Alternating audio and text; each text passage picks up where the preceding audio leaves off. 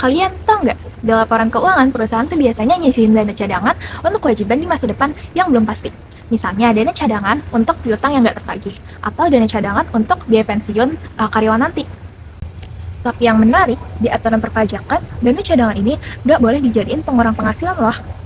Kira-kira kenapa ya alasannya? Dan apakah semua jenis perusahaan nggak boleh jadiin dana cadangan ini sebagai biaya? Yuk kita bahas.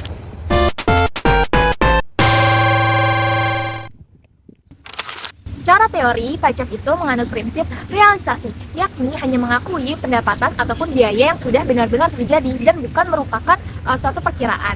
Nah, karena dana cadangan ini merupakan biaya yang disisihkan oleh perusahaan untuk mengantisipasi beban ataupun kerugian di masa depan yang belum jelas nilainya, maka dalam aturan perpajakan, dana cadangan ini belum bisa diakui sebagai biaya. Tapi, apakah semua perusahaan nggak boleh jadiin dana cadangan ini sebagai biaya? Nah, ternyata nggak semua kok. Ada beberapa jenis usaha yang emang dikasih pengecualian karena memiliki risiko yang pasti bakal terjadi dan bisa dihitung secara terukur. Hal ini diatur dalam ketentuan pasal 9 ayat 1 huruf C Undang-Undang Pajak Penghasilan yang menjelaskan bahwa Untuk menentukan besarnya penghasilan kena pajak bagi wajib pajak dalam negeri dan bentuk usaha tetap tidak boleh dikurangkan. C. Dengan pembentukan atau pemupukan dana cadangan kecuali 1. Cadangan piutang tak tertagih untuk usaha bank dan badan usaha lain yang menyalurkan kredit, sewa guna usaha dengan hak opsi, perusahaan pembiayaan konsumen, dan perusahaan anjak piutang yang dihitung berdasarkan standar akuntansi keuangan yang berlaku dengan batasan tertentu setelah berkoordinasi dengan otoritas jasa keuangan. 2. Cadangan untuk usaha asuransi termasuk cadangan bantuan sosial yang dibentuk oleh Badan Penyelenggara Jaminan Sosial. 3. Cadangan penjamin untuk lembaga penjamin simpanan. 4. Cadangan biaya reklamasi untuk usaha pertambangan. 5. Cadangan biaya penanaman kembali untuk usaha kehutanan. Dan 6. Cadangan biaya penutupan dan pemeliharaan tempat pembuangan limbah industri untuk usaha pengolahan limbah industri yang memenuhi persyaratan tertentu. Nah, berdasarkan bunyi pasal tersebut, terdapat 6 jenis usaha yang dikecualikan, alias boleh membentuk dana cadangan, dan atas dana cadangan tersebut dapat menjadi biaya pengurang penghasilan bruto dalam perhitungan pajak. Yuk kita bahas satu-satu. Cadangan piutang tak tertagih untuk usaha bank dan badan usaha lain yang menyalurkan kredit, sewa guna usaha dengan hak opsi, perusahaan pembiayaan konsumen, dan perusahaan anjak piutang. Nah, cadangan piutang tak tertagih untuk usaha ini diperbolehkan untuk dibiayakan karena merupakan perwujudan dari prinsip kehati-hatian dalam menghadapi risiko gagal bayar yang tinggi di sektor keuangan. Nah, pembentukan dana cadangan ini adalah kewajiban yang diatur oleh otoritas jasa keuangan untuk memastikan perusahaan tadi memiliki penyangga finansial dan laporan keuangan yang mencerminkan nilai aset yang realistis. Dalam konteks perpajakan sendiri, pemerintah mengakui biaya ini, namun pembentukannya harus sesuai dengan standar akuntansi yang berlaku dan tunduk pada batasan persentase tertentu yang diatur lebih lanjut dalam Peraturan Menteri Keuangan Nomor 74 Tahun 2024 tentang pembentukan cadangan piutang tak tertagih yang boleh dikurangkan dari penghasilan bruto. 2.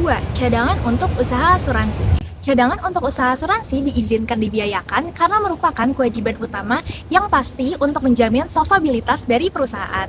Nah, cadangan ini harus dibentuk untuk memastikan perusahaan mampu memenuhi pembayaran klaim dan manfaat di masa depan kepada tertanggung, sehingga pengakuannya sebagai biaya fiskal vital untuk mencerminkan kondisi keuangan yang realistis. Nah, aturan lebih lanjut terkait cadangan yang diperbolehkan untuk usaha asuransi ini diatur dalam Peraturan Menteri Keuangan Nomor 219 Tahun 2012. 3. Cadangan penjamin untuk lembaga penjamin simpanan. Nah, dalam menjalankan kegiatan operasionalnya, LPS ini memiliki kewajiban untuk membayar klaim penjamin simpanan apabila terjadi kegagalan pada suatu bank. Nah, risiko ini melekat pada proses bisnis LPS dan bersifat tidak dapat dihindari. Oleh sebab itu, pembentukan cadangan peminjaman ini menjadi langkah penting agar LPS memiliki dana yang cukup dan siap digunakan saat terjadi kasus bank gagal tanpa mengganggu keberlangsungan fungsi lainnya. Adapun sesuai dengan pasal 15 PMK nomor 219 tahun 2021, besarnya cadangan penjamin untuk LPS adalah 80% dari surplus yang diperoleh LPS dari kegiatan operasional selama 1 tahun yang diakumulasikan sesuai peraturan perundang-undangan mengenai LPS. 4. Cadangan biaya reklamasi untuk usaha pertambangan. Nah, cadangan ini diperkenankan karena usaha pertambangan wajib memperhatikan pemulihan lingkungan hasil tambang sebagai bagian dari siklus bisnisnya. Dan dalam praktiknya, perusahaan tambang itu diwajibkan oleh peraturan untuk melaksanakan reklamasi guna memulihkan kondisi lahan yang telah digunakan. Sehingga pembentukan dana cadangan untuk reklamasi ini dilakukan agar perusahaan memiliki alokasi dana yang memadai untuk memenuhi kewajiban tersebut di masa depan. Adapun aturan lebih lanjut yang mengatur terkait biaya cadangan untuk Reklamasi ini diatur dalam pasal 16 ayat 1 sampai dengan ayat 3 PMK nomor 219 tahun 2012. 5. Cadangan biaya penanaman kembali untuk usaha kehutanan. Nah, sama seperti reklamasi, ini adalah kewajiban usaha kehutanan untuk memastikan keberlanjutan sumber daya hutan setelah penebangan. Oleh karena itu, pembentukan cadangan ini dilakukan agar perusahaan memiliki dana yang dialokasikan untuk memenuhi kewajiban penanaman kembali di masa mendatang. 6. Cadangan biaya penutupan dan pemeliharaan tempat pembuangan limbah industri untuk usaha pengolahan limbah industri. Nah, cadangan ini diperkenankan karena perusahaan pengolahan limbah industri memiliki tanggung jawab lingkungan untuk menutup dan memelihara lokasi pembuangan limbah setelah kegiatan operasional itu berakhir. Kewajiban ini diatur dalam peraturan lingkungan hidup guna mencegah pencemaran dan kerusakan lingkungan jangka panjang. Oleh karena itu, pembentukan cadangan ini dilakukan agar perusahaan memiliki dana yang cukup untuk melaksanakan kewajiban penutupan dan pemeliharaan tempat pembuangan limbah di masa depan.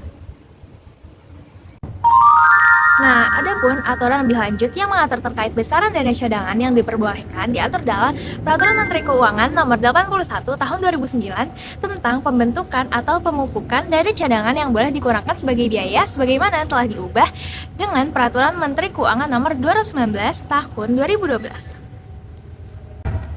Nah, berdasarkan penjelasan tadi, kita jadi tahu nih kalau ternyata nggak semua dana cadangan itu bisa langsung dianggap sebagai biaya pajak. Secara umum, pembentukan cadangan itu nggak boleh dijadiin pengurang penghasilan karena sifatnya itu belum benar-benar terjadi. Tapi ada juga beberapa jenis usaha yang diperbolehkan membentuk dana cadangan dan tetap diakui sebagai biaya karena memang secara bisnis mereka memiliki risiko atau kewajiban tertentu yang pasti terjadi dan wajib dipenuhi. Jadi, lain kali kalau nemu ada koreksi fiskal di laporan pajak gara-gara cadangan, sekarang udah tahu kan alasannya kenapa? Bye-bye!